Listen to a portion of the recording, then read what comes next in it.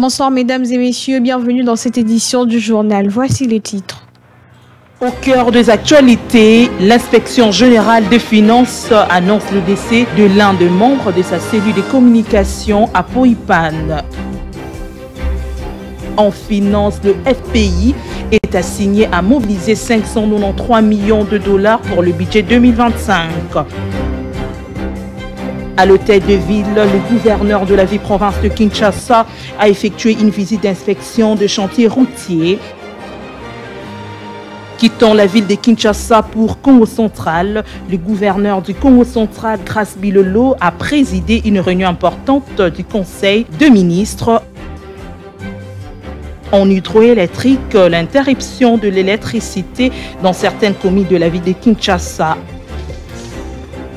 En sport, les léopards de la RDC s'envolent pour le Cameroun ce 16 au 28 février 2025.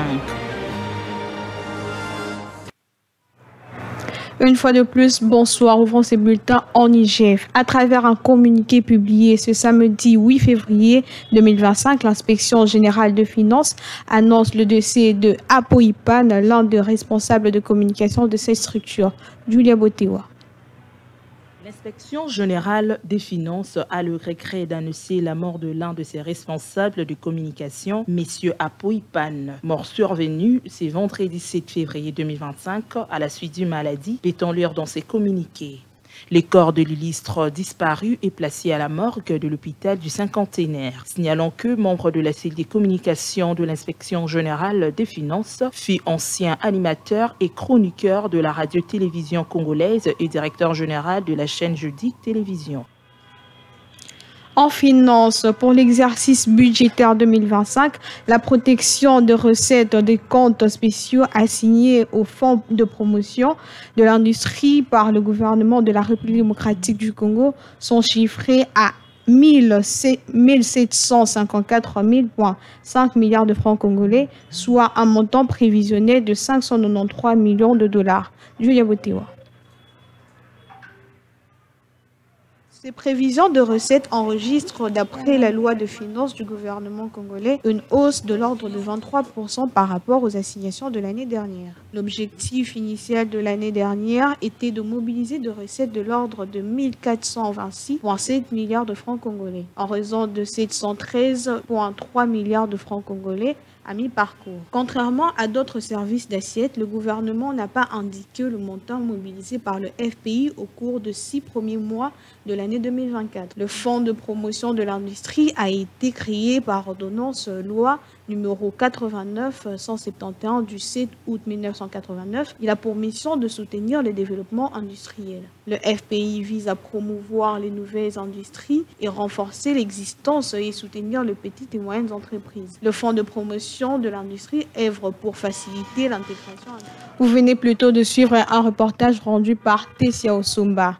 En gouvernorat Kinshasa, le gouverneur Daniel Bumba Lubaki a effectué une visite d'inspection sur plusieurs chantiers routiers, notamment ceux des avenues Kassavubu, Rwakading et Plateau. Nora Massiala pour le reportage.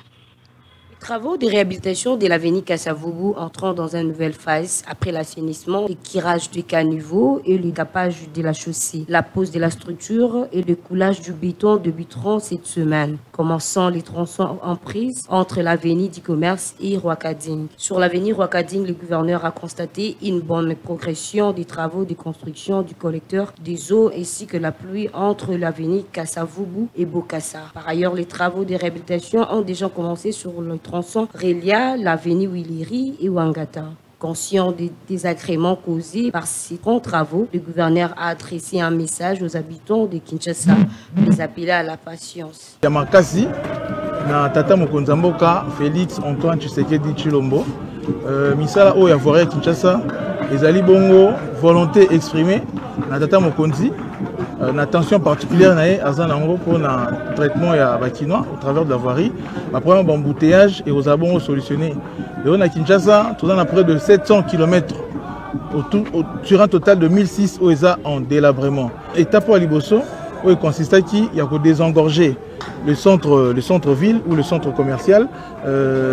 Pour avancer Makasi, dans la société, on a déjà déployé sur le terrain. Tout aussi, si l'étape habitude, le contrat est constitué et même le paiement est suivre. Donc misala et vous sous vitesse à makasi. Tu peux si merci mingi. Na comme bakino nyonso na tata mokonzi mboka pour na attention na particulière à zanango pour na Kinshasa na bakino na tini to ko voirie mo ya malonga. Eza banzela oyo près de 4 décennies et tongama te depuis tongama bacha ngo susukate mais nzela ya tata mokonzi mboka Félix Antoine Tshisekedi banzela na ezomona jour. Les autorités espéront que ces chantiers en cours permettra à terme d'améliorer la mobilité dans la capitale et le renforcement des infrastructures routières. Quittant la ville de Kinshasa pour le Congo central, le gouverneur du Congo central, Grace Kwanga Bilolo, a présidé dans la grande salle de réunion du gouverneur au 4e niveau du gouvernorat à Matadi, sa 9e réunion du Conseil de ministres ce vendredi 7 février 2025. Julia Botewa pour le commentaire. Auspice du gouverneur du Congo central, Grace Kwanga Maswangi Bilolo, s'est tenue une réunion stratégique du Conseil de ministres à la grande salle de réunion du gouverneur. Plusieurs points ont été à l'ordre du jour. 1. Communication de son Excellence, Monsieur le gouverneur de province. 2. Adoption du procès-verbal de la réunion du Conseil des ministres du mercredi 31 décembre 2024. 3. Examen des textes. Projet d'arrêté provincial portant création, organisation et fonctionnement du comité provincial de pilotage du programme d'investissement pour la forêt et la restauration des savanes Copil Pifores en cycle. Projet d'arrêté provincial portant création, organisation et fonctionnement du comité provincial de pilotage du projet Green Alliance Copil GA en cycle. 4. Dossier des ministères provinciaux. 1. Ministère provincial en charge des transports. Rapport de la commission ad hoc chargée d'examiner le dossier relatif à l'exclusion de la province du Congo central de la clé des répartitions des recettes issues de la vente des signes distinctifs de l'État congolais, CGO et des signes réflectifs. 2.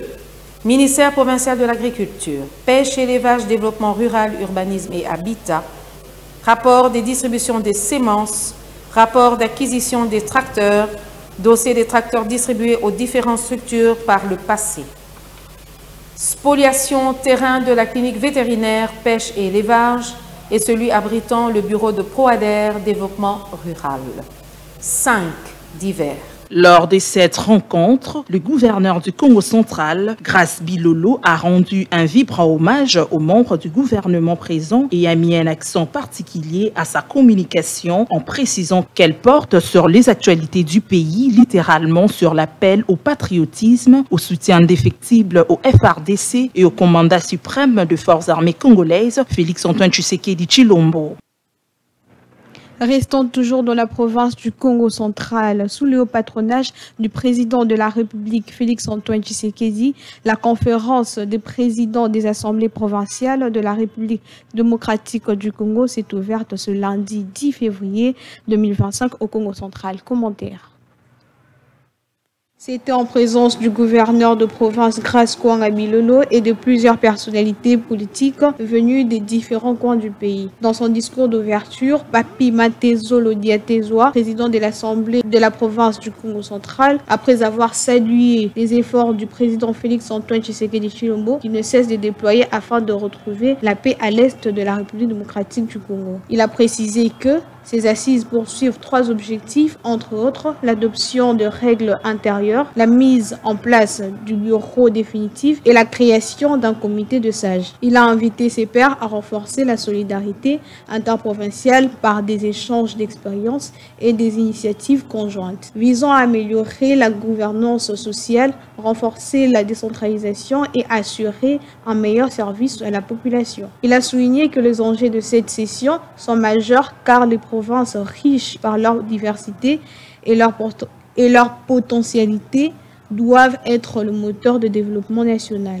Pour sa part, le gouverneur du Congo central, Grace Kwanga Bilolo, prononçant son mot de bienvenue, a invité le participant de cette conférence à formuler des suggestions devant contribuer à la consolidation de l'unité, de la paix et de la solidarité nationale. surtout en cette période où la République démocratique du Congo fait face à l'agression rwandaise à l'Est. À l'issue des travaux qui ont caractérisé la première journée de cette conférence, le président des assemblées provinciales de la République démocratique du Congo ont effectué une visite au pont Maréchal guidé par le gouverneur de l'OEBK qui leur a fourni des explications détaillées sur cette infrastructure impressionnante. De retour à Kinshasa, dans un communiqué publié ce vendredi 7 février, la Société nationale d'électricité a annoncé une coupure d'électricité dans certaines communes de la ville de Kinshasa pour l'effectuation de certains travaux au poste haute tension de Funa. Commentaire. Dans le but de matérialiser la vision du chef de l'État, Félix-Antoine Tshisekedi Tshilombo, et de redonner de l'espoir à la population quinoise, la Société nationale d'électricité avait annoncé une interruption de l'électricité dans certaines communes de la ville de Kinshasa, parmi lesquelles Barumbu, Gombe, Lingwala, Limete, Massina, Lemba, Kasavubu, Giringiri et Kalamu. Cette interruption était due aux travaux programmés au poste haute tension Funa. La fourniture d'électricité était temporairement interrompue le dimanche 9 février de 9h à 14h. Notons que ces travaux entrent également dans la vision du ministère des Ressources hydrauliques et électricité dirigé par... En sport, les Léopards de la République démocratique du Congo s'apprêtent à s'envoler pour le Cameroun du 16 au 28 février 2025 pour participer au tournoi de l'Union de fédérations de football d'Afrique centrale. Noura Massiala pour le commentaire. Le ministre des Sports du Débou-Dimbu avait annoncé la CAN I-17 qui se tiendra au mois de février. Sous la direction de l'air sélectionneur national Etienne Dianda, 18 joueurs talentés se sont entraînés intensivement au centre technique national Baudouin Kourara Mpova de Kinshasa. Les séances d'entraînement qui ont débuté samedi visant à renforcer la cohérence de l'équipe et affirmer la stratégie des jeux. Les joueurs affichant une grande motivation et sont déterminés à présenter dignement leur pays sur scène internationale. Le calendrier de la rencontre s'annonce riche en émotions avec une première match contre les Camerounais le 16 février, suivi d'un affrontement contre les Gabon le 19 février. Les Léopards continueront leur parcours face à la République centrafricaine le 25 février, avant de conclure la phase de groupe contre le Congo-Brazzaville le 28 février, sous réserve de la levée de la suspension qui pèse sur ces dernières équipes. La CAN I-17 Maroc 2025 sera la 15e édition de ce tournoi et les RDC espèrent enfin de se qualifier pour première fois. Les attaques sont élevées tant pour les joueurs que pour les supporters qui rêvent d'avoir leur équipe briller sur la scène africaine. Nous voici à la fin de cette édition. Mesdames et messieurs, merci de nous avoir suivis.